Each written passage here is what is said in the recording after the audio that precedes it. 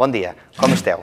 Espero que molt bé i disposats a escoltar les propostes que tinc per a vosaltres aquest inici de març de l'any 2013. Coneixeu Sant Bartomeu del Grau?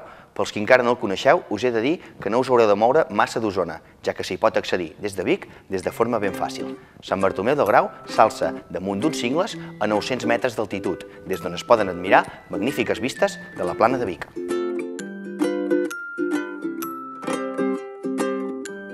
I avui, parlant de Sant Bartomeu del Grau, us vull recomanar una fira, la Fira de l'Artesania i la Muntanya, que aquest 2013 està prevista pel cap de setmana del 2 i el 3 de març. Si em pregunteu què hi podreu trobar, doncs hi podreu trobar diverses parades relacionades amb productes de la terra. I és que no hem d'oblidar que el Lluçanès és una zona on la qualitat dels seus productes agroalimentaris és molt alta.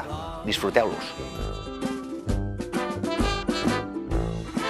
La primera parada obligada ha estat l'Església Vella, damunt dels cingles. T'alegraria saber que s'està treballant per recuperar part de la planta romànica.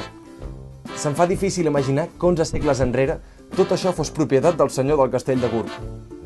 El terme municipal de Sant Bartomeu té punts d'interès molt destacables, gairebé sempre relacionats amb l'arquitectura religiosa. Podreu visitar l'església de Sant Jaume del Boquers, d'origen romànic, o l'església de Sant Bartomeu del Grau, la de Sant Jaume de Fenollet, entre d'altres. Però si us agrada el paisatge, no us podeu perdre la Font del Vicari, el Mirador del Roc Llarg o les baules del Molí de la Codina. Podreu trobar molta més informació al web turisme.sbg.cat. Tant de bo algun dia tornem aquí plegats, en aquest petit racó del Lluçanès que tant estimes.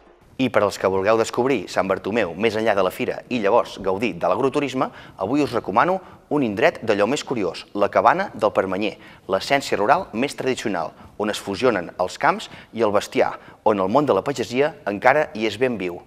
És una casa rural amb capacitat per 10 persones amb lloguer íntegre. La voleu mirar per dins? Som-hi! La Cabana del Permanyer és un espai per gaudir del descans, la tranquil·litat, el silenci o les nits estrellades. Podeu sentir el cant dels ocells, els grills, les granotes, i podeu observar-hi pins, alzinars i rouredes. És una zona on hi conviuen senglars, guilles, teixons, esquirols i altres faristeles.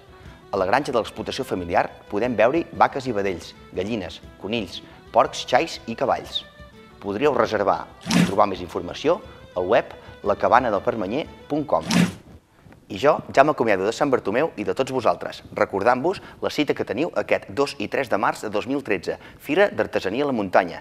Si t'ha agradat aquest vídeo, comparteix-ho amb les teves amistats. Som Projectem TV, el canal online que aposta pel turisme de proximitat. Segueix-nos al canal YouTube. Fins la propera.